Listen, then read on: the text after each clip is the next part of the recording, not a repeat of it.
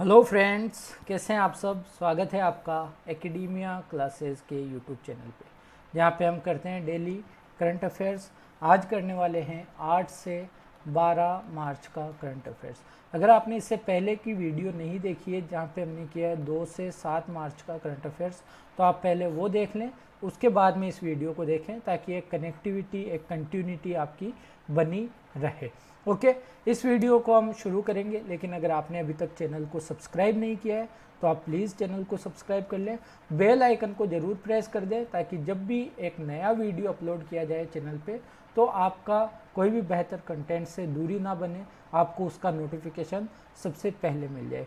PYQ sessions आप देख रहे हैं, देखते रहिए, आपको टाइम से मिलते रहेंगे और आपकी तैयारी को मजबूत बनाते रहेंगे। ओके, आज की हेडिंग की तरफ बढ़ते हैं। जन औषधि दिवस तो 7 मार्च को मनाया गया, इसके बारे में हम पहले बात कर चुके हैं, लेकिन यहाँ पे मैं लेके आया हूँ आपके लिए इससे रिलेटेड एक न्यूज़ जिसकी हमें बात करनी है। लेकिन एक बार फिर से बात कर लेते हैं। जन औषधि दिवस 7 मार्च 2021 को मनाया गया, मतलब 7 मार्च को मनाया जाता है।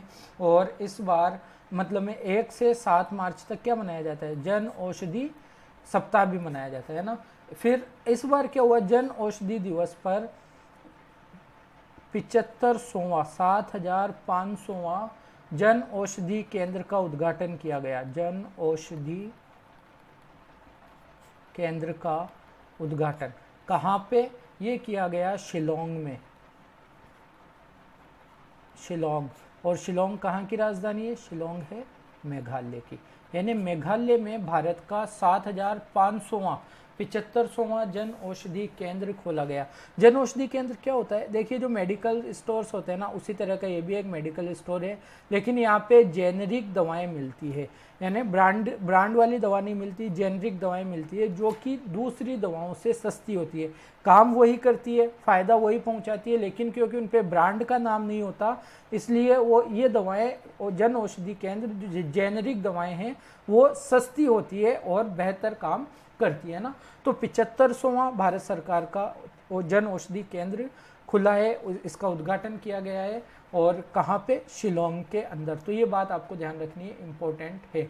ये जो जन औषधि केंद्र खोले जाते हैं ये कौन सी योजना के अंतर्गत, तो आपको पता होगा प्रधानमंत्री जन औषधि योजना है ना। इस योजना के अंतर्गत ये जो जन औषधि केंद्र खोले गए हमारे पूरे भारत में, ये केंद्र खोले जाते हैं। पहला जन औषधि केंद्र कब खुला था आपको पता है, पहला जन औषधि केंद्र खुला था 25 नवंबर 2008 को। और कहाँ पे ये खुला था, अमृतसर पंजाब में। ठीक है, और ये जो योजना है प्रधानमंत्री जन औषधि योजना, ये कौन से मंत्रालय के अंतर्गत संचालित होती है, ये होती है रसायन एवं खाद्य मंत्रालय, केमिकल एंड फर्टिलाइजर्स मिनिस्ट्री है ना, ministry of chemical and fertilizers. तो रसायन एवं खाद्य मंत्रालय के द्वारा ये योजना, इसका संचालन किया जाता है। मेघालय की हमने बात की कि मेघालय में बनाए, शिलोंग में 75वां। तो मेघालय की थोड़ी सी अगर बात करें, मेघालय का स्थापना दिवस कब मनाया जाता है, मेघालय अपना स्थापना दिवस मनाता है 21 जनवरी को। ओके, और मेघालय की अगर हम बात करें, अभी मेघालय को एक अवार्ड मिला था, national award for best electoral practices. ये अवार्ड मिला मेघालय को क्योंकि वहाँ के जो चुनाव हैं काफ़ी फेयर तरीके से, काफ़ी ईमानदारी से हुए, काफ़ी अच्छे तरह से संचालित किए गए, इसलिए मेघालय को मिला था national award for best electoral practices. Meghalaya का एक त्यौहार ध्यान रखो, नोक्रेक त्यौहार, इम्पोर्टेंट है, नोक्रेक त्यौहार। 39वें जो राष्ट्रीय खेल होने वाले नेशनल गेम्स, 39वें नेशनल गेम्स, वो भी कहाँ होंगे, मेघालय में होंगे, ये भी आप पता करें रखें। इसके अलावा मेघालय के कौन है, सीएम कौन है, कोनराड संगमा है मेघालय के सीएम, और मेघालय के गवर्नर हैं सत्यपाल मलिक। ओके, ये बातें आपको ध्यान रखनी है। मेघालय के वो 2 लोन भी मिले हुए हैं अभी। एक तो लोन है मेघालय का 132.8 मिलियन डॉलर का, ये किसने दिया? ये दिया एशियन डेवलपमेंट बैंक ने। और एक लोन मिला 120 मिलियन अमेरिकी डॉलर का, ये दिया वर्ल्ड बैंक ने। ये 2 लोन भी ले रखे हैं मेघालय ने। तो ये बातें आपको पता रखनी है मेघालय के बारे में। आज़ादी के 75वीं वर्षगांठ हेतु उच्च स्तरीय समिति गठित की गई है। देखिए 15 अगस्त 2022 को हमारे आज़ादी के कितने साल हो जाएंगे? 75 साल। तो 75वीं वर्षगांठ कब होगी? 15 अगस्त 2022 को। तो इस 75वीं वर्षगांठ के सेलिब्रेशन के लिए, इसके एंजॉयमेंट के लिए, इसको मनाने के लिए एक उच्च स्तरीय समिति गठित की गई है। इस समिति का अध्यक्ष कौन होगा? इस समिति का अध्यक्ष बनाया गया हमारे प्रधानमंत्री को, यानी नरेंद्र मोदी बनाए गए हैं इसके अध्यक्ष। तो ये आपसे एग्जाम में जरूर पूछा जाएगा। और कितने सदस्यों की समिति है ये है 259 सदस्यों की समिति। तो सदस्यों का नाम आपको नहीं ध्यान रखना, लेकिन अध्यक्ष जरूर ध्यान रखना है नरेंद्र मोदी को। नरेंद्र मोदी बने हैं यहाँ के इस समिति के अध्यक्ष। ओके, 75वीं वर्षगांठ, आज़ादी की 75वीं वर्षगांठ के लिए। फिर बात करें 29वां नई दिल्ली विश्व पुस्तक मेला, इसका उद्घाटन किसने किया? इसका उद्घाटन किया रमेश पोखरियाल निशंक ने। रमेश पोखरियाल निशंक हमारे शिक्षा मंत्री है ना, हाँ, तो इन्होंने किया। और इस मेले की दिल्ली विश्व पुस्तक मेले की थीम क्या थी? ये भी आपको पता रखना है। थीम थी नेशनल एजुकेशन पॉलिसी। जो नई पॉलिसी आई है ना 2020 में, नेशनल एजुकेशन पॉलिसी 2020, ये थी दिल्ली विश्व पुस्तक मेले की थीम। रमेश पोखरियाल निशंक के बारे में आपको पता है, 2 किताबें हैं इनकी, 2 मुख्य किताबें। एक किताब है इनकी मेरी प्रारंभिक कहानियाँ, मेरी प्रारंभिक कहानियाँ। दूसरी किताब है मानवता के प्रणेता, मानवता के प्रणेता, महर्षि अरविंद, है ना, मानवता के प्रणेता, ये भी इनकी एक किताब है। अगली बात करें, रक्षा उपकरणों की आपूर्ति के लिए हमने किसके साथ समझौता किया है? फिलीपींस के साथ। फिलीपींस अभी चाह रहा है कि हम उसे ब्रह्मोस मिसाइल्स वगैरह दे दें, तो ये रक्षा के उपकरणों का आपूर्ति करने के लिए फिलीपींस के साथ समझौता किया है। उसे बहुत सारी चीज़ें हम देने वाले हैं, मतलब बेचने वाले हैं, ना कि यूं ही देने वाले हैं। तो फिलीपींस के साथ अभी हमने समझौता किया है, एग्जाम में पूछा जा सकता है। फिलीपींस की अगर राजधानी की बात करें तो मनीला वही जहाँ पे ADB का, एशियन डेवलपमेंट बैंक का, एशियन विकास बैंक का क्या है? हेडक्वार्टर है। और करेंसी की बात करें तो यहाँ की करेंसी है पीसो। चलिए, ये हो गई फिलीपींस की बात। दुनिया का पहला प्लेटिपस अभ्यारण्य, प्लेटिपस एक जानवर है और IUCN की एंडेंजर्ड स्टेटस में है, यानी लुप्त होने वाला है, लुप्त प्राय है। और इसके लिए पहला अभ्यारण्य बनेगा कहाँ पे? ऑस्ट्रेलिया में। ये बात आपको ध्यान रखनी है। ऑस्ट्रेलिया के अंदर अगर हम बात करें तो हमारे उच्चायुक्त कौन है? ऑस्ट्रेलिया में हमारे उच्चायुक्त बने मनप्रीत वोहरा। स्कॉट मॉरिसन है ऑस्ट्रेलिया के प्रधानमंत्री। फिर अगली बात करें द्वारका एक्सप्रेस वे की। द्वारका एक्सप्रेस वे बनेगा भारत का पहला elevated urban express way, elevated urban express way. और ये कहाँ से कहाँ, किस किस को जोड़ेगा? ये जोड़ेगा दिल्ली को गुरुग्राम से, दिल्ली और गुरुग्राम को आपस में जोड़ेगा। कितने किलोमीटर लंबा है? 29 किलोमीटर लंबा वे होगा एक्सप्रेस वे। और इसको बनाने में खर्चा कितना आएगा? 8,662 करोड़ रुपए खर्चा आएगा इसमें। कौन सी परियोजना के अंतर्गत बन रहा है? तो भारत माला परियोजना के अंतर्गत। ये बात भी आपको पता होनी चाहिए। फिर अगली बात करें विप्रो, भारत की कंपनी है विप्रो, अजीम प्रेम जी की कंपनी है ना, अब तो रिटायर हो चुके हैं अजीम प्रेम जी। तो अजीम प्रेम जी की कंपनी जो विप्रो है, इसने एक ब्रिटिश कंपनी है कैपको, कहाँ की कंपनी है? ब्रिटेन की। तो इसको खरीद लिया है अभी, तो ध्यान रखना पूछा जा सकता है। और कितने में खरीदा, हालांकि कितने में खरीदा ये तो नहीं पूछा जाएगा, लेकिन कैपको कहाँ की कंपनी है ये पूछा जा सकता है, या विप्रो ने अभी कौन सी कंपनी खरीदी है ये भी पूछा जा सकता है। तो इन्होंने खरीदा करीब 1.45 बिलियन डॉलर में, है ना। फिर बात करें अगर 130वां ट्राइब्स इंडिया शोरूम कहाँ उद्घाटन इसका किया गया, तो इसका उद्घाटन पहली बात किसने किया, इसका उद्घाटन किया हमारे जनजातीय मामलों के मंत्री श्री अर्जुन मुंडा ने। ये छत्तीसगढ़ के हैं, छत्तीसगढ़ के पहले सीएम भी रहे हुए हैं, अर्जुन मुंडा ने किया। और कहाँ पे किया, तो लबासना में, LBSNAA Lal Bahadur Shastri national academy of administration, है ना, मसूरी के अंदर है, जहाँ पे आईएएस ऑफिसरों की ट्रेनिंग दी जाती है ना, वो है LBSNAA, Lal Bahadur Shastri national academy of administration. यहाँ पे इसका आयोजन किया गया, उद्घाटन किया गया। फिर एक पोर्टल लॉन्च किया गया त्रिपुरा के द्वारा, जागृत त्रिपुरा पोर्टल। जागृत यानी जागरूकता फैलाने के लिए, किस लिए जागरूकता, त्रिपुरा सरकार ने जितनी भी योजनाएं चला रखी है उन सारी योजनाओं की जानकारी एक ही पोर्टल पे बता दी जाएगी, एक ही पोर्टल पे उपलब्ध करा दी जाएगी, ताकि लोगों को योजनाओं के बारे में पता चल सके, उन्हें लाभ मिल सके।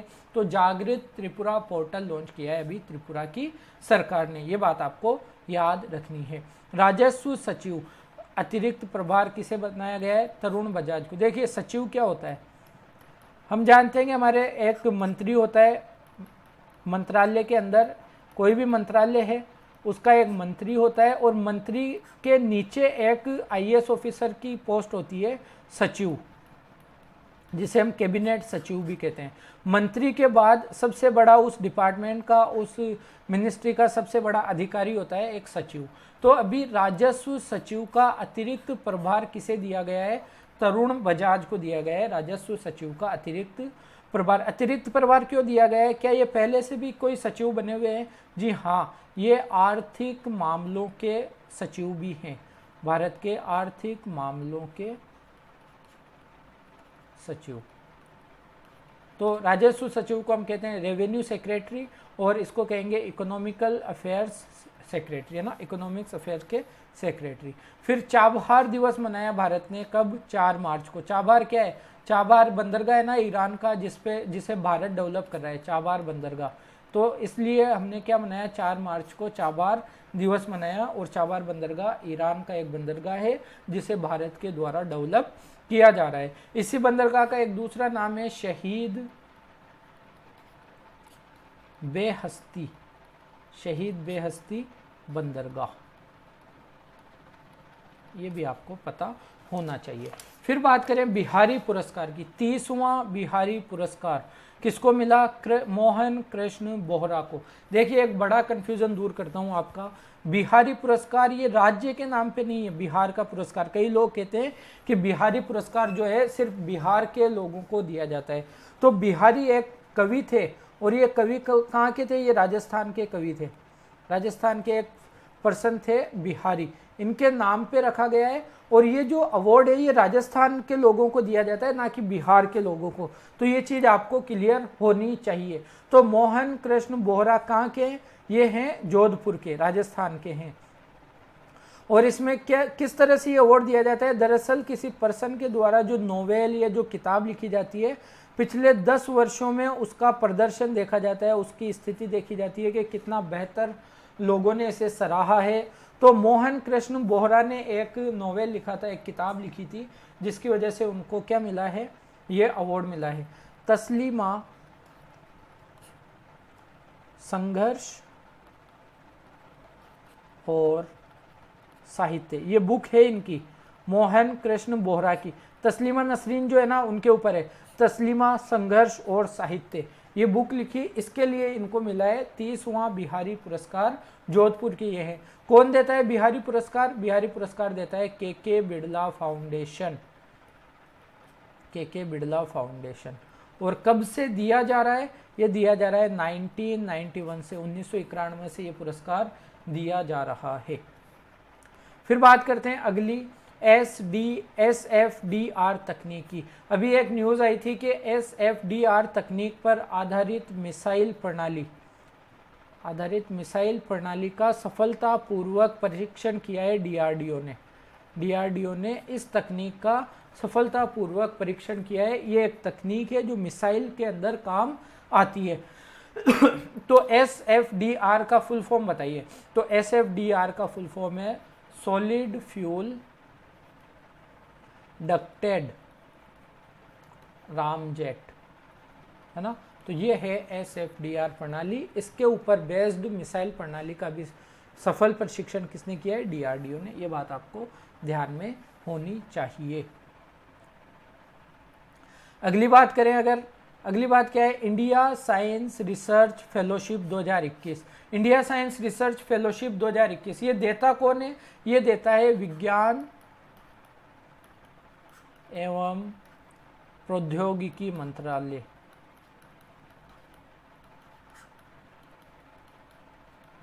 और ये किसको दी जाती है? ये पड़ोसी देश के लोगों को दी जाती है, भारत के पड़ोसी देशों के लोगों को।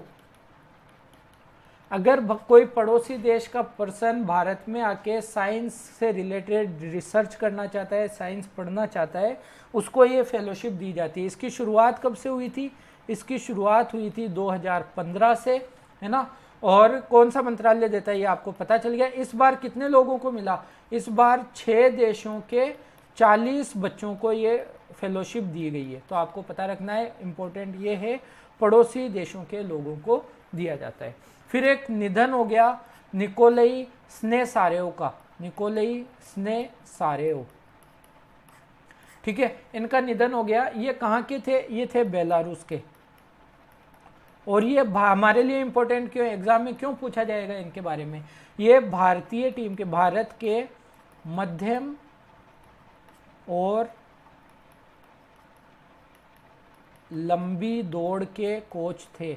भारत की टीम के मध्यम और लंबी दौड़ के कोच थे ये निकोलाई स्नेसारेव। तो आपको बिल्कुल इनके बारे में पता होना ही चाहिए। कहते हैं ना कि मौत कभी भी आ जाती है कहीं भी, तो ये बिल्कुल फिट थे। ये ट्रेनिंग दे रहे थे मैदान में ट्रेनिंग देने के बाद ये आराम करने के लिए अपने रूम में गए। 2 बजे इनकी मीटिंग थी। तो जब 2 बजे मीटिंग के वक्त ये नहीं पहुंचे तो लोगों ने इनके रूम का दरवाजा जब खटखटाया तो देखा कि ये वहाँ पे इनका मृत शरीर वहाँ पे पाया गया, है ना। तो बिल्कुल ट्रेनिंग देते हुए ये आराम करने अपने रूम में गए थे, लेकिन वहीं पे इनका देहांत हो गया। तो बिल्कुल फिट थे। यह कहा जा रहा है कि जब इनका जो पार्थिव शरीर था, उन्होंने अपनी ट्रेनिंग के दौरान जो जूते पहनते थे वो जूते भी इन्होंने पहन रखे थे उस वक्त। तो इनका निधन हो गया निकोलाई स्नेसारेव का। ये इंपॉर्टेंट पर्सन हैं। फिर बात करते हैं फेडरल रिजर्व बैंक। न्यूयॉर्क का जो फेडरल रिजर्व बैंक है उसका प्रथम उपाध्यक्ष, पहली बार बनाया गया प्रथम उपाध्यक्ष और मुख्य परिचालन अधिकारी ये बनाया गया है भारतीय मूल की नौरीन हसन को बनाया गया है। ये इस पद पे उन्हें नियुक्त किया गया है, तो आपको पता होना चाहिए। फिर बात करें भूमि रिकॉर्ड और सेवाओं का सूचकांक। एक इंडेक्स दिया गया है भूमि रिकॉर्ड और सेवाओं से रिलेटेड 2021। पहली बात ये करते हैं कि इसको जारी कौन करता है सूचकांक को? तो इसको जारी करता है NCAER यानी national council of applied economic research, है ना। National council of applied economic research, इस संस्थान ने इसको जारी किया है। इसकी स्थापना हुई थी 1956 में, भारत का संस्थान है। और इसके अंतर्गत, इस सूचकांक के अंतर्गत भूमि रिकॉर्डों का, आपको पता है आजकल भूमि के रिकॉर्ड को या हर तरह के रिकॉर्ड को डिजिटाइज किया जा रहा है, डिजिटलाइजेशन किया जा रहा है। तो भूमि रिकॉर्ड को डिजिटाइज करने में सबसे बेहतर काम, सबसे बढ़िया काम किसने किया, यानी नंबर 1 स्टेट कौन रहा? तो नंबर 1 स्टेट रहा MP और सेकंड नंबर पे रहा पश्चिम बंगाल। ये दोनों नाम आपको ध्यान रखना है। वेस्ट बंगाल रहा सेकंड नंबर पे, है ना। फिर बात करें रेडियो चिनार की। रेडियो चिनार क्या है? रेडियो चिनार पहला कम्युनिटी रेडियो स्टेशन है। जम्मू कश्मीर के अंदर पहला community radio station Jammu Kashmir में किसने बनाया, ये स्टेशन किसके द्वारा स्थापना की गई है? तो ये बनाया है हमारी भारतीय सेना ने,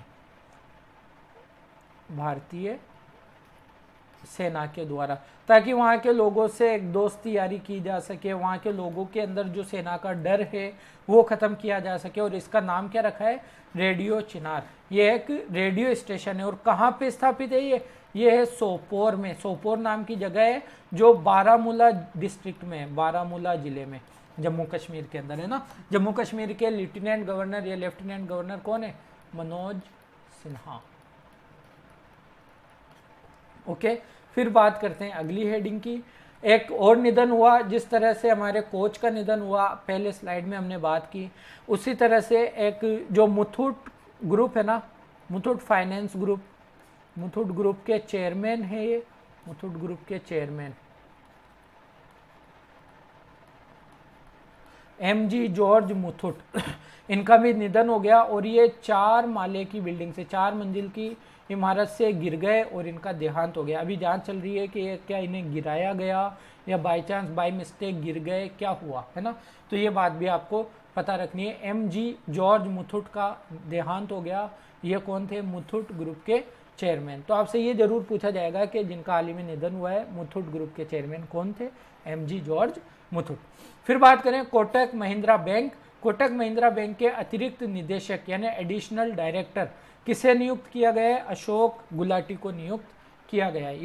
ये वन लाइनर है, इनके बारे में ज़्यादा कुछ डिस्कशन करना नहीं है, तो चीज़ें जल्दी जल्दी चल रही है। ओके, फिर बात करें देसिकन भवन। अभी एक भवन बनाया गया है देसिकन भवन आगरा में, आगरा है उत्तर प्रदेश में।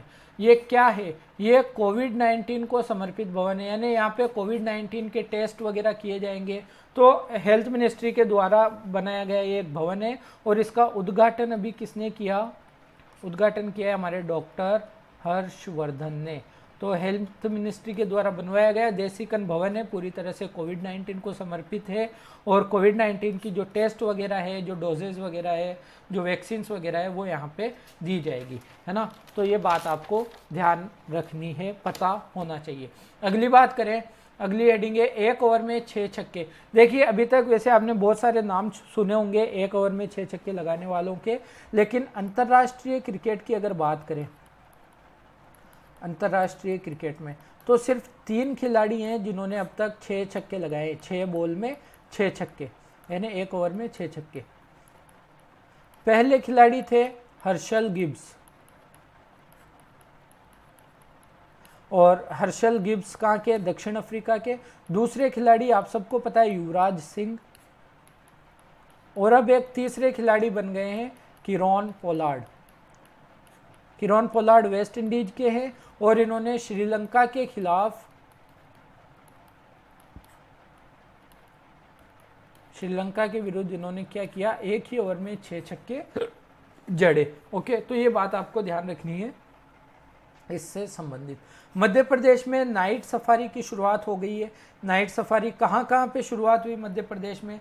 तो मध्य प्रदेश के 3 राष्ट्रीय उद्यान है। एक तो बांधवगढ़ राष्ट्रीय उद्यान, अब ये तीनों एग्जाम में किसी ना किसी एग्जाम में पूछे जाएंगे। Bandhavgarh national park, Kanha national park और पेंच नेशनल पार्क। तो ये तीनों अब बिल्कुल एग्जाम में आएंगे। तो इन तीनों के अंदर मध्य प्रदेश में नाइट सफारी की शुरुआत की गई है, ये बात आपको ध्यान रखना है। फिर बात करें फ्लोरिकल्चर मिशन की, हिंदी में कहें तो फूलों की खेती अभियान, फूलों की खेती अभियान। तो फूलों की खेती अभियान अभी भारत के 21 राज्यों में शुरू किया गया। और किसके द्वारा शुरू किया गया? ये शुरू किया गया CSIR के लिए, council of industry science and industrial research के द्वारा। कौन है इसके चेयरमैन? इसके चेयरमैन है डॉक्टर शेखर मंदे। डॉक्टर शेखर मंदे हैं CSIR के चेयरमैन।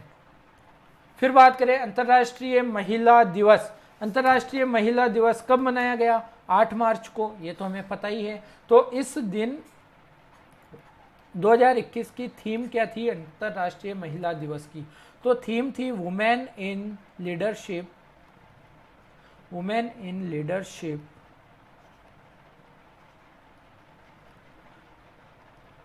सिर्फ इतना भी याद रखेंगे तो आपका काम हो जाएगा। Women in leadership achieving an equal future in कोविड-19 वर्ल्ड, ये थी इसकी थीम। और जैसे हम जानते हैं कि सोशल मीडिया पे हैशटैग भी चलाया जाता है, तो अंतर्राष्ट्रीय महिला दिवस पे कौन सा हैशटैग चलाया गया? इस पे हैशटैग चलाया गया था hashtag choose to challenge, hashtag choose to challenge अंतर्राष्ट्रीय महिला दिवस पे। ये अंतर्राष्ट्रीय, भारत में महिला दिवस कब मनाया जाता है? भारतीय महिला दिवस या राष्ट्रीय महिला दिवस, तो ये भी आपको पता होना चाहिए। भारतीय महिला दिवस या राष्ट्रीय महिला दिवस मनाया जाता है 13 फरवरी को। क्यों 13 फरवरी को? किसका जन्मदिन होता है? 13 फरवरी को जन्मदिन होता है सरोजिनी नायडू का। सरोजिनी नायडू, सरोजिनी नायडू द्वितीय महिला थी कांग्रेस अधिवेशन की अध्यक्षता करने वाली। बताइए इन्होंने कौन से साल में कांग्रेस अधिवेशन की अध्यक्षता की थी? कमेंट करके आप बताएंगे, मैं ऐसी उम्मीद करता हूँ। सरोजिनी नायडू ने कांग्रेस के कौन से ईयर में अधिवेशन की अध्यक्षता की थी? ये बात मैं आपसे जानना चाहता हूँ। ओके, फिर बात करें अगर और कौन कौन से दिवस महिलाओं के नाम पे भारत में मनाए जाते हैं, तो एक है कस्तूरबा गांधी। जानते हैं कस्तूरबा गांधी को?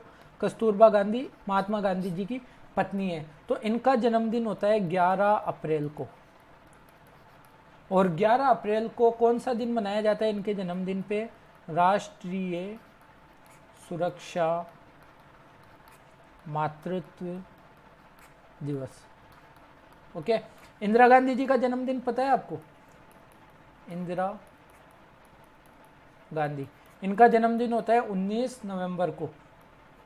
और 19 नवंबर को इनके जन्मदिन पे कौन सा दिवस मनाया जाता है? इनके जन्मदिन पे मनाया जाता है कौमी एकता दिवस।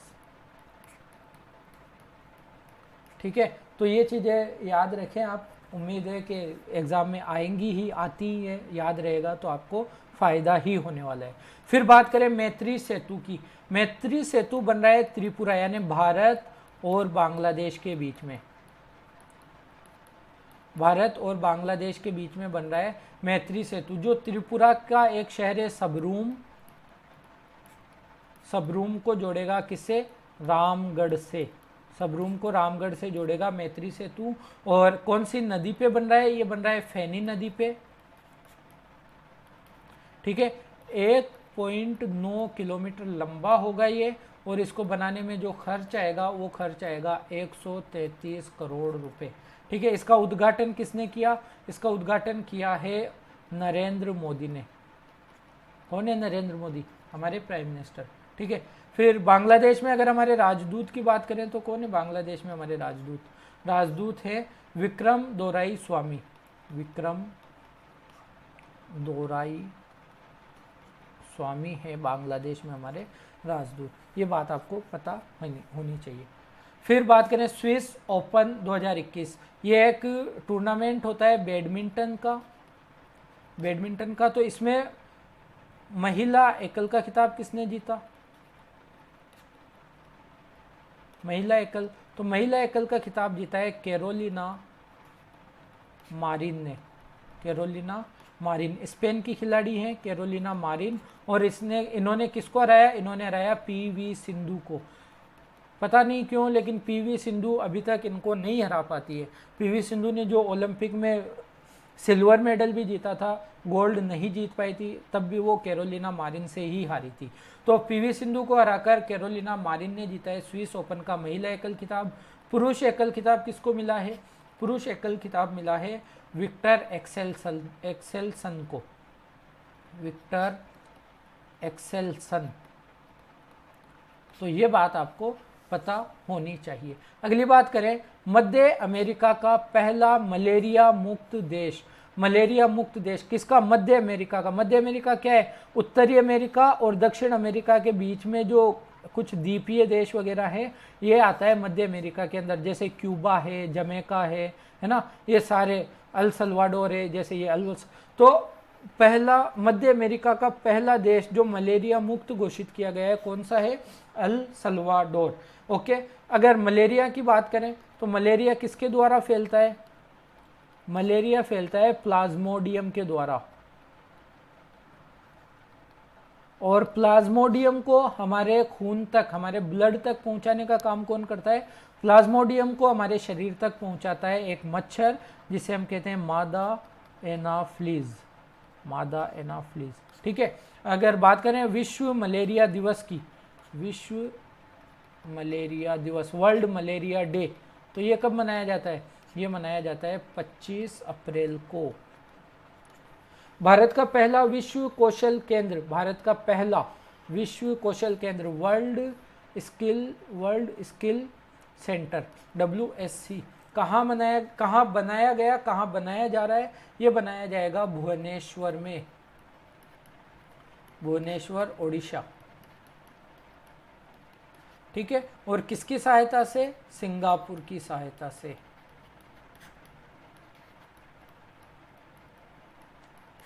ठीक है, ये बातें आपको ध्यान रखनी है। फिर बात करें वुमेन विल वेब, वुमेन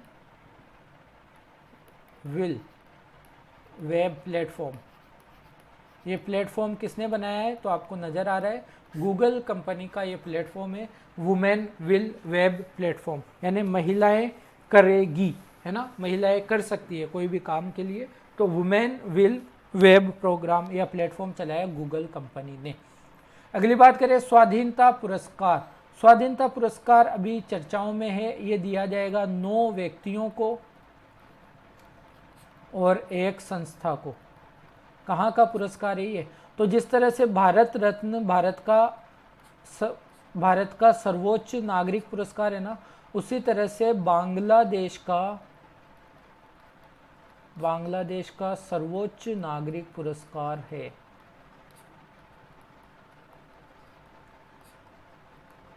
पुरस्कार है कौन सा? स्वाधीनता पुरस्कार। ध्यान रहे भारत और बांग्लादेश के बीच में एक सड़क भी बन रही है, स्वाधीनता सड़क, तो पूछा जा सकता है एग्जाम में, स्वाधीनता सड़क बन रही है भारत और बांग्लादेश के बीच में। ये पुरस्कार को शुरू कब से किया गया था? 1977 से इसको शुरू किया गया। बांग्लादेश के बारे में ये चीज़ इम्पोर्टेंट है। फिर अगर बात करें बांग्लादेश की, एक ट्रांसजेंडर है, नाम आप ध्यान रखेंगे, तशनुआ आनंद शिशिर, तशनुआ आनंद शिशिर, ये एक ट्रांसजेंडर है बांग्लादेश की, और ये क्या बनी है? बांग्लादेश की पहली transgender news reader. News channel पे जो न्यूज़ पढ़ के सुनाती है ना, तो बांग्लादेश की पहली ट्रांसजेंडर न्यूज़ रीडर बनी है तशनुआ आनंद शिशिर। ये इंपॉर्टेंट है, आपको याद रखना चाहिए।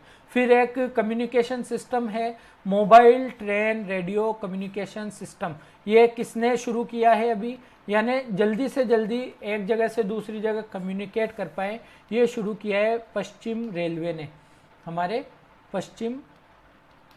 पश्चिमी रेलवे जोन ने। और पश्चिमी रेलवे जोन का मुख्यालय कहाँ है, हेडक्वार्टर कहाँ है? ये है मुंबई में, तो आपको पता रखना है। ओके, फिर Delhi board school education, Delhi ने अपना एजुकेशन के लिए नया बोर्ड बनाया है। जैसे हम जानते हैं ना CBSE, हमारे राजस्थान का है RBSE, Rajasthan board of education Ajmer करके है ना, Rajasthan board of secondary education Ajmer में। उसी तरह से दिल्ली की जो स्कूलें थी पहले CBSE के अंडर में आती थी, लेकिन अब दिल्ली ने अपना नया बोर्ड बना लिया है DBSE, Delhi board school education. ये बात आपको ध्यान रखनी है दिल्ली के बारे में। दिल्ली के जो शिक्षा मंत्री हैं कौन है? दिल्ली के शिक्षा मंत्री है मनीष सिसोदिया, मनीष सिसोदिया। ये दिल्ली के उप मुख्यमंत्री भी है ना, तो ये भी आपको ध्यान रखना है। दिल्ली का एक अभियान आपको पता है, स्विच अभियान, स्विच अभियान यानी इलेक्ट्रिकल व्हीकल्स में स्विच करने के लिए, लोगों को जागरूक करने के लिए ये अभियान चलाया गया था दिल्ली की सरकार के द्वारा। फिर बात करें रामायण का वैश्विक विश्वकोश। विश्वकोश क्या होता है? हम कहते हैं ना एनसाइक्लोपीडिया, यानी रामायण के बारे में जो भी जानकारी चाहिए, जिस भी तरह की जानकारी चाहिए, आपको एक ही जगह पे मिल जाएगी, रामायण के वैश्विक एनसाइक्लोपीडिया में। तो इसको जारी किसने किया है? इस एनसाइक्लोपीडिया को इसको जारी किया है उत्तर प्रदेश की सरकार ने। इसको बनाया किसने, निर्माण या निर्मित किसने किया है इसका? इसको तैयार किसने किया है? तैयार कहना ज़्यादा ठीक रहेगा। इसको तैयार किसने किया है? तो इसको तैयार किया है अयोध्या रिसर्च इंस्टीट्यूट ने। अयोध्या रिसर्च इंस्टीट्यूट ने इसको तैयार किया है, अयोध्या शोध संस्थान ने। ये बात आपको ध्यान रखनी है। फिर 2021 को शिक्षा का वर्ष घोषित किया है किसने? अरुणाचल प्रदेश ने। अरुणाचल प्रदेश ने 2021 को शिक्षा का वर्ष घोषित किया है। अरुणाचल प्रदेश में शिक्षा को लेकर एक मिशन भी चल रहा है, मिशन शिक्षा। ये भी अरुणाचल प्रदेश का है। मुख्यमंत्री कौन है? पेमा खांडू। गवर्नर आप बताएंगे कमेंट में। फिर सागर मंथन। सागर मंथन क्या है? सागर मंथन है एक real time vessel tracking system. Real time vessel tracking system. तो समुद्री यात्रियों और मछुआरों की मदद के लिए ये एक सिस्टम तैयार किया गया है। समुद्री यात्रियों एंड मछुआरों की मदद के लिए। कई बार होता है ना कि समुद्र में गए, सागर में गए, लेकिन गुम हो गए, अब वापस आने का रास्ता नहीं मिल रहा है, तो उनके जहाज को ट्रैक करने का एक सिस्टम है। उससे हमें पता रहेगा कि इसका ये जहाज है, ये समुद्र में किस जगह पे है, ताकि उनको ढूंढने में हमें मदद मिल सके। और इस सिस्टम का, real time vessel tracking system का नाम क्या रखा गया है? इसका नाम रखा गया है सागर मंथन। ओके, पता होना चाहिए आपको ये बात। एप्रा का चेयरमैन कौन बने? एप्रा का क्या है? एप्रा का एक तरह से एक संगठन है, एक एसोसिएशन है, जिसका पूरा नाम है Asia Pacific rural and agriculture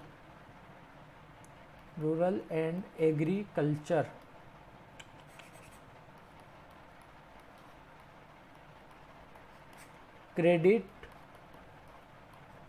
association. एक संगठन है एशिया प्रशांत क्षेत्र के देशों का, और कितने देशों का? 21 देशों का एक संगठन है एप्रेका। और इसके भी चेयरमैन किसको बनाया गया है? GR चिंताला को इसके चेयरमैन बनाया गया है।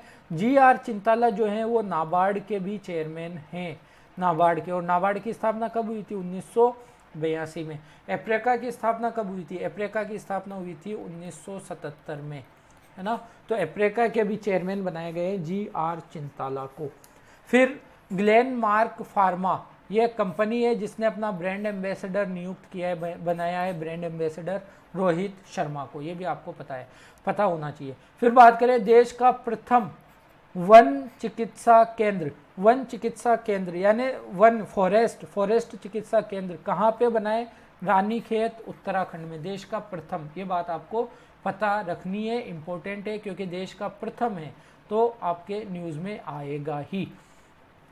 फिर बात करें रेलवे का नया हेल्पलाइन नंबर आया है 139। देखिए, पहले रेलवे के जो शिकायत करने का जो पोर्टल था वो अलग होते थे, हेल्पलाइन नंबर अलग होता था, चीज़ें बहुत सारी अलग। अब सबको हटा के रेलवे ने अपना एक ही हेल्पलाइन नंबर कर दिया है। किसी भी तरह की आपको मदद चाहिए, किसी भी तरह की आपको शिकायत करनी है, कहाँ पे कॉल कीजिए? 139 पे कॉल कीजिए और रेलवे आपकी मदद के लिए हाजिर रहेगा। तो रेलवे का नया हेल्पलाइन नंबर है 139, है ना। फिर रेलवे के बारे में एक बात आपको ध्यान रखनी है, वासुकी एक मालगाड़ी है, और ये क्या है? सबसे लंबी मालगाड़ी है, सबसे लंबी। कितनी लंबी है ये? करीब 3.5 किलोमीटर लंबी मालगाड़ी है ये। इसका नाम है वासुकी। और ये कहाँ से कहाँ तक चलती है? ये चलती है भिलाई से कोरबा तक। भिलाई से कोरबा तक ये चलती है। और कहाँ पे है ये दोनों है छत्तीसगढ़ में। तो वासुकी के बारे में आपको ध्यान रखना है। ओके, फिर आपको पता है भारतीय रेलवे ने जो डीजल से चलने वाले रेल के इंजन है जिन्हें हम कहते हैं लोकोमोटिव, तो डीजल लोकोमोटिव को गिफ्ट में दिया है, किसको गिफ्ट दिया है? मोजाम्बिक को, सॉरी मोजाम्बिक। तो मोजाम्बिक को लोकोमोटिव दिए हैं गिफ्ट में, डीजल से चलने वाले रेल के इंजन गिफ्ट दिए हैं, तोहफे के तौर पे दिए हैं भारतीय रेलवे ने मोजाम्बिक को। ये बात आपको पता होनी चाहिए। भारतीय रेलवे बोर्ड, नाम सुना है आपने? भारतीय रेलवे बोर्ड, इसके अध्यक्ष कौन है? अध्यक्ष कह लो, सीईओ कह लो, जो भी कहें। इसके अध्यक्ष और सीईओ कौन है? तो सुनीत शर्मा है इसके अध्यक्ष, आपको पता रखना है। फिर बात करें स्मार्ट अप उन्नति कार्यक्रम। एचडीएफसी बैंक ने एक कार्यक्रम चलाया है, स्मार्ट अप उन्नति कार्यक्रम। ये क्या है? जो महिला उद्यमी होते हैं ना, वुमेन एंटरप्रेन्योर, महिला उद्यमी, तो महिला उद्यमियों की मदद के लिए यह कार्यक्रम चलाया है एचडीएफसी बैंक ने, स्मार्ट अप उन्नति कार्यक्रम। एचडीएफसी बैंक के सीईओ कौन है? सीईओ शशिधर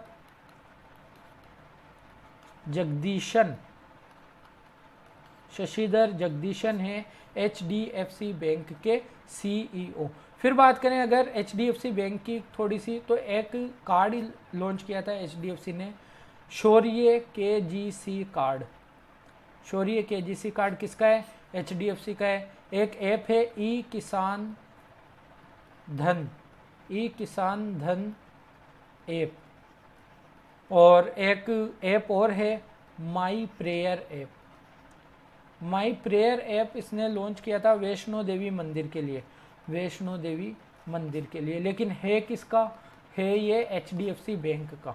ओके, ये बात आपको पता रखनी है। शौर्य केजीसी कार्ड एचडीएफसी का है, लेकिन अगर आपसे एग्जाम में पूछे शौर्य सैलरी अकाउंट, शौर्य सैलरी खाता या शौर्य वेतन खाता, ये है बंधन बैंक का। तो कंफ्यूज नहीं होना है आपको, है ना, ये है बंधन बैंक का।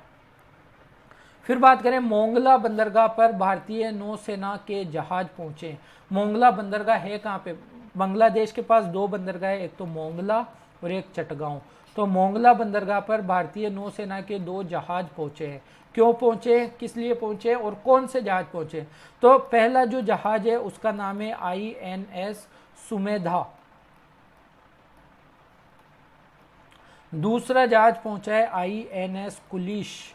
नाम आपको ध्यान रखना है, एग्जाम में पूछा जाएगा, है ना। INS सुमेधा और INS कुलिश ये पहुंचे मोंगला बंदरगाह पर। देखिए 26 मार्च 2021 को बांग्लादेश की आज़ादी के 50 साल पूरे हो जाएंगे। तो इस उपलक्ष्य में वहाँ के सराहना के लिए, वहाँ के सम्मान के लिए भारत की तरफ से 2 जहाज भेजे गए, INS सुमेधा और INS कुलिश, है ना, प्रोग्राम में हिस्सा लेने के लिए। फिर बात करें भारत का पहला ट्रांसजेंडर कम्युनिटी डेस्क। भारत का पहला ट्रांसजेंडर कम्युनिटी डेस्क, यानी ट्रांसजेंडर कम्युनिटी को शिकायत वगैरह के लिए एक अलग ही डेस्क होगी जहाँ पे वो अपनी शिकायतें कर सकते हैं, अपनी शिकायतों का निवारण प्राप्त कर सकते हैं। ये कहाँ पे बनाया गया है अलग से डेस्क ट्रांसजेंडर के लिए? तो आपको भूलना नहीं है, गाची बोवली पुलिस स्टेशन, गाची बोवली पुलिस स्टेशन में भारत के अंदर पहली बार ट्रांसजेंडर कम्युनिटी के लिए एक अलग से शिकायत डेस्क रखी गई है, जहाँ पे वो बिना किसी झिझक के अपनी शिकायतें कर सकते हैं। कौन से पुलिस स्टेशन में? गाजी बोवली पुलिस स्टेशन में। और ये कहाँ पे है? ये है हैदराबाद में। हैदराबाद कहाँ की राजधानी है? हैदराबाद राजधानी है तेलंगाना की। एक सवाल मैं आपसे पूछूंगा, हैदराबाद कौन सी नदी के किनारे हैं? आप मुझे कमेंट करके बताएंगे। तेलंगाना की अगर बात करें हम, तो तेलंगाना की एक योजना है रायथू वेदिका योजना, ये भी आपको पता होनी चाहिए। तेलंगाना का एक मिशन भागीरथ है, मिशन भागीरथ। इसके अंदर तेलंगाना सरकार मिनरल वाटर को पैक करके बोतल के थ्रू, बोतल में मिनरल वाटर को पैक करके बेचेगी ना, तो ये भी आपको ध्यान रखना है, मिशन भागीरथ मिनरल वाटर बोतल को बेचेगी। फिर एक है राष्ट्रीय दिव्यांग सशक्तिकरण केंद्र, राष्ट्रीय दिव्यांग सशक्तिकरण केंद्र, ये भी कहाँ पे बनाया गया है, ये भी बनाया गया है तेलंगाना में, ठीक है। फिर एक ऐप की बात करें तेलंगाना से रिलेटेड, तो एक ऐप है पल्ले प्रगति, पल्ले प्रगति वर्क्स, ये एक ऐप है, ये तेलंगाना का है, ये भी आपको पता होना चाहिए। तेलंगाना हाई कोर्ट के चीफ जस्टिस कौन है? तेलंगाना हाई कोर्ट की चीफ जस्टिस है हिमा कोहली, और ये वर्तमान में भारत के अंदर एकमात्र महिला चीफ जस्टिस है किसी भी हाई कोर्ट की, एकमात्र। तो ये इंपॉर्टेंट है, आपसे एग्जाम में पूछ लिया जाएगा, है ना। तो इतनी बातें ध्यान रखो। अगली बात करें, अगर सार्वजनिक स्थलों पर बुर्का पहनने को प्रतिबंध कर दिया गया है, कहाँ पे? स्विट्जरलैंड में। आपको पता है स्विट्जरलैंड में अभी रेफरेंडम हुआ था, 51% से ज़्यादा लोगों ने कहा कि इसको बैन कर देना चाहिए बुरखे को, और 48% और 48 पॉइंट कुछ प्रतिशत लोगों ने कहा कि इसको बैन नहीं किया जाना चाहिए। क्योंकि ज़्यादा लोगों ने कहा बैन कर देना चाहिए, तो इसको अब बैन कर दिया जाएगा स्विट्जरलैंड में। स्विट्जरलैंड की राजधानी है बर्न। फिर बात करें एक युद्ध अभ्यास की, डस्ट लिक 2 युद्ध अभ्यास पहली बार हुआ था 2019 में, और 2021 में अब हो रहा है दूसरी बार, इसलिए इसका नाम रखा गया है 2, डस्ट लिक 2 युद्ध अभ्यास। तो ये किस किस के बीच में हो रहा है? ये हो रहा है भारत और उज्बेकिस्तान, भारत और उज्बेकिस्तान के बीच में, ठीक है। उज्बेकिस्तान की राजधानी क्या है? ताशकंद, और मुद्रा यहाँ की है सोम, ठीक है। तो उज्बेकिस्तान के बारे में एक बात आपको ध्यान रखनी है, भारत का जो एग्जिम बैंक है ना, export import bank, EXIM bank, Bharat का एग्जिम बैंक उज्बेकिस्तान को एक लोन दे रहा है 448 मिलियन डॉलर का। तो ये बात आपको पता होनी चाहिए। अगली बात करें आर्थिक स्वतंत्रता सूचकांक 2021 की। आर्थिक स्वतंत्रता सूचकांक 2021 में भारत की रैंक कितनी है? इसमें भारत की रैंक है 121। कितने देशों में से? 178 देशों में से। सबसे टॉप पे कौन रहा? फर्स्ट रैंक पे रहा सिंगापुर, सेकंड रैंक पे रहा न्यूजीलैंड, ठीक है। और सबसे लास्ट में कौन रहा? लास्ट में रहा नॉर्थ कोरिया। तो जारी कौन करता है इस सूचकांक को? इस सूचकांक को जारी करता है द हेरिटेज फाउंडेशन, इसने जारी किया, ठीक है। फिर एक बुक है a road map for entrepreneur, a road map for entrepreneur, ये बुक किसकी है? जितेंद्र गुप्ता की। फिर एक बात करते हैं टेक फेस्ट की, यानी टेक शिक्षा भी इसको हम कह सकते हैं, ये किसने शुरू किया है? तो पंजाब की सरकार ने, पंजाब सरकार ने women, UN, United nation women संस्था है यूएन की एक, इसके साथ में मिलके ये शुरू किया है टेक फेस्ट। तो किसने शुरू किया है? पंजाब सरकार ने यूएन वुमेन के साथ में मिलके, ओके। फिर बात करें अपनी लास्ट स्लाइड की तरफ बढ़े तो Qatar open 2021। Qatar open 2021 tennis का टूर्नामेंट है, टेनिस टूर्नामेंट है। खेल का जरूर ध्यान रखना है कि टेनिस से रिलेटेड है या बैडमिंटन से रिलेटेड है। तो टेनिस से, और इसमें अभी महिला एकल का खिताब किसने जीता है? महिला एकल, इसमें महिला एकल का खिताब जीता है पेट्रा क्वितोवा ने, पेट्रा क्वितोवा ने। ये इंपॉर्टेंट है, आपको याद रखना है। कतर की राजधानी क्या है? कतर की राजधानी है दोहा, और इसकी जो करेंसी है कतरी रियाल, इसकी करेंसी है। और आपको पता है दोहा के अंदर 2022 का FIFA football world cup, FIFA world cup होने वाला है दोहा में। और क्या हम कोई युद्ध अभ्यास करते हैं कतर के साथ? कतर के साथ भारत एक युद्ध अभ्यास करता है, युद्ध अभ्यास करता है जायर अल बहार, जायर अल बहार। अच्छा, हम एक युद्ध अभ्यास करते हैं नसीम अल बहार, तो आप मुझे कमेंट करके बताइए कि भारत नसीम अल बहार युद्ध अभ्यास कौन से देश के साथ करता है। जायर अल बहार करता है कतर के साथ, लेकिन नसीम अल बहार किसके साथ करता है, आप मुझे कमेंट करके बताएंगे। फिर वाइट वाटर राफ्टिंग उत्सव, एक उत्सव मनाया गया वाइट वाटर राफ्टिंग उत्सव, कहाँ पे, जम्मू कश्मीर में। और ये पहली बार मनाया गया जम्मू कश्मीर में भी, कहाँ पे, जम्मू कश्मीर के डोडा जिले में, डोडा में। तो ये आपको ध्यान रखना है, पहली बार मनाया गया वाटर राफ्टिंग उत्सव जम्मू कश्मीर के डोडा में। फिर बात करें मनीष कौशिक, ये एक खिलाड़ी है, एक एथलीट है। क्यों न्यूज़ में है, तो ये न्यूज़ में इसलिए है क्योंकि एक टूर्नामेंट हुआ स्पेन में, 15th बॉक्सम इंटरनेशनल टूर्नामेंट, और इस टूर्नामेंट में भारत को सिर्फ एक ही गोल्ड मेडल मिला है, एक ही गोल्ड मेडल मिला है। और वो एक गोल्ड मेडल किसने दिलाया हमें, मनीष कौशिक ने। बॉक्सम इंटरनेशनल टूर्नामेंट कहाँ पे हुआ, स्पेन में हुआ।